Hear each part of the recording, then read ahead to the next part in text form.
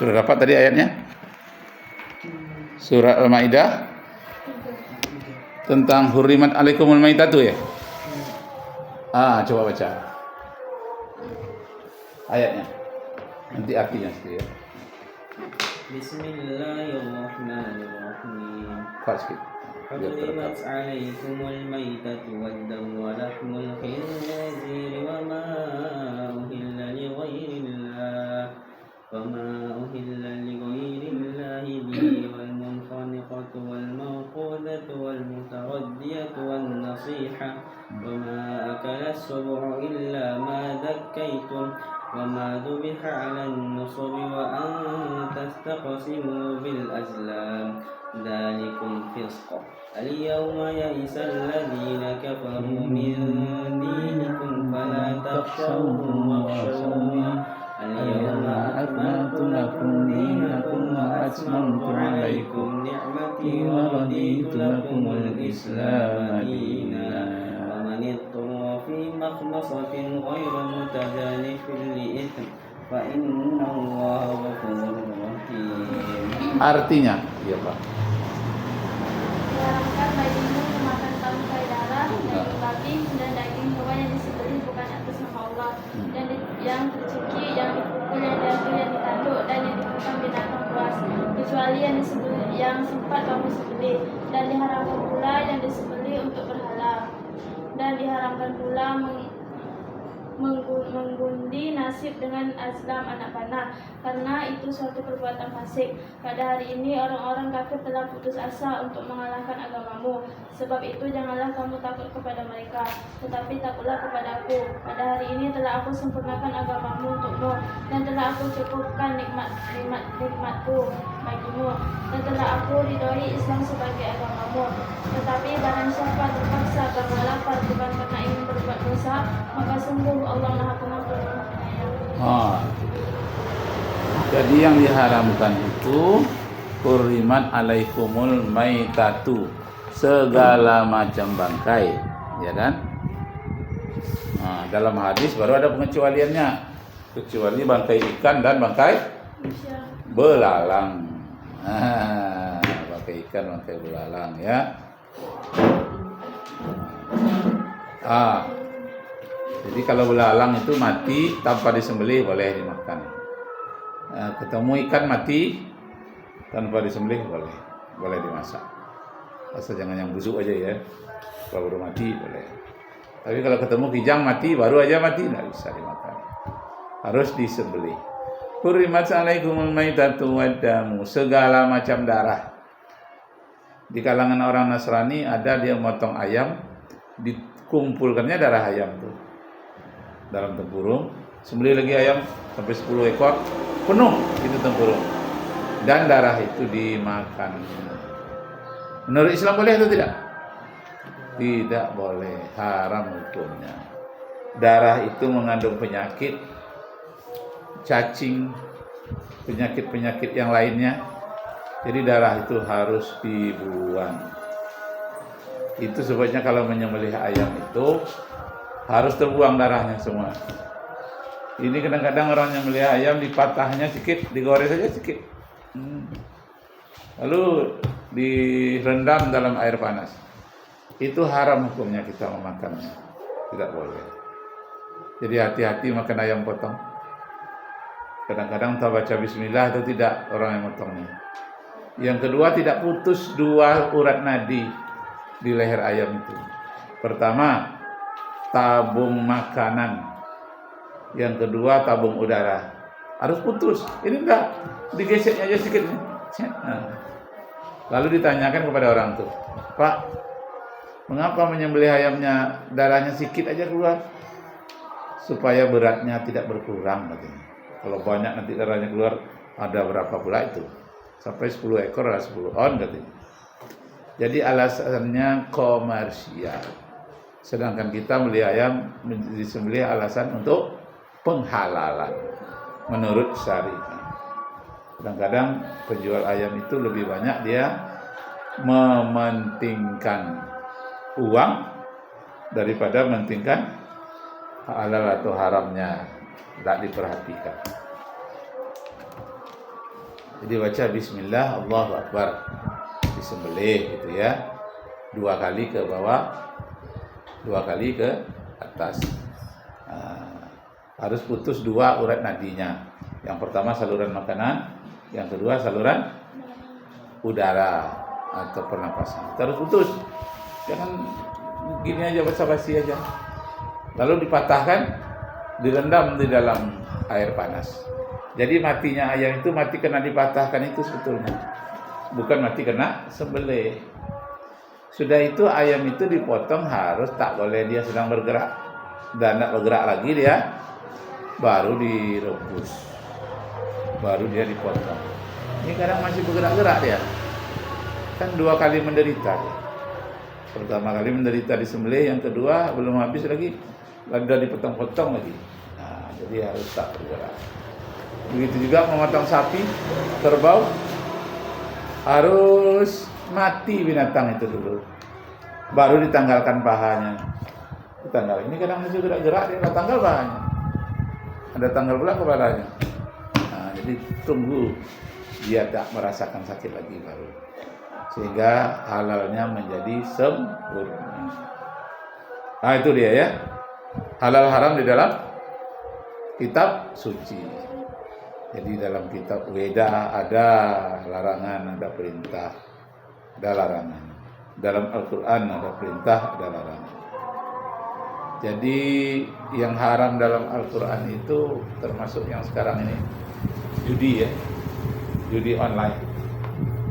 Jadi judi online itu menebak, kita pasang nomor untuk judi. Itu kecerdasan buatan yang sebut tadi namanya apa? AI. E itu A, I itu I. Jadi AI. AI bacanya AI. A itu artificial, I intelligence. Jadi kecerdasan manusia dimasukkan ke dalam mesin. Mesin tadi mengaduk-aduk nomor-nomor judi. Akan dia pilih nomor judi itu yang tak mungkin orang itu menang. Yang menang hanya bandar. Untuk pemilu pilkada juga bisa itu. Jadi ambil nomor-nomornya dihitung, nah, dipasang AI tadi. Bagaimana nomornya itu memenangkan nomor 1 atau nomor 2, nomor 3. Jadi nomor 3 aja yang diperhatikannya. Yang nomor lain itu diabaikan. Bisa? Tidak mustahil kemarin pemilu presiden ada yang memakai AI itu. Nah, yang sudah dirancang oleh manusia. Itu sebabnya orang pejudi itu tak pernah menang. Yang menang siapa? Bandar judi. Orang pejudi itu sekali-sekali udah capek deh kasihlah menang. Enggak 500.000. Padahal duitnya udah habis 5 juta. Nanti lama-lama dia main udah bosan ya. Ada kasih lagi menang 1 juta. Udah kalahnya udah 8 juta. Jadi dia mempermainkan melalui apa sekarang? Melalui AI, artificial intelligence. Nah, jadi AI tadi bisa digunakan untuk judi, bisa digunakan untuk menebak nomor Honda lewat. Ini Hondanya nomor berapa? Tanggal berapa, tahun berapa, langsung tertebak sama dia. Cerdas dia. Nanti waktu kita mengurus STNK, kamu bayar denda. Nih rekaman kamu lewat dekat lampu merah, lewat saja. Padahal lampu sudah merah. Denda 500.000 atau 400.000. Bisa. Itu namanya kecerdasan buatan. Jadi nebak nomor Honda, nebak nomor judi, kemudian menebak wajah. Jadi kalau kita visi itu apa namanya? Video call. Ya, video call. Jadi kalau kita video call dengan kawan, ada gambar kita, itu yang memasuknya kan itu tuh menebak, wah ini namanya nih, langsung tahu dia. Itu AI itu tadi, artificial intelligence, bisa dia nebak. Nah, jadi segala hal dalam kehidupan ini sudah alat penebaknya namanya AI. Digunakan pula lah orang untuk ilmu agama. Berapa banyak yang diharamkan di dalam Al-Quran. judi haram, pergaulan bebas haram, darah haram, mengatakan kepada orang tua haram. Ada berapa yang haram? Itu bertanya kepada AI itu dalam waktu singkat dia jawab. Kenapa? Karena kecerdasannya itu pakai mesin cepat sekali, mengalahkan kecepatan manusia. Padahal kecerdasannya itu ditanamkan ke dalam mesin itu oleh manusia. Tapi nanti ketika dia sudah berulang-ulang seperti itu, dia bisa lacak statistik yang berjuta-juta, dia cari mana yang benar, akhirnya dia bisa jawab. Bertanyalah dia, ada berapa yang haram?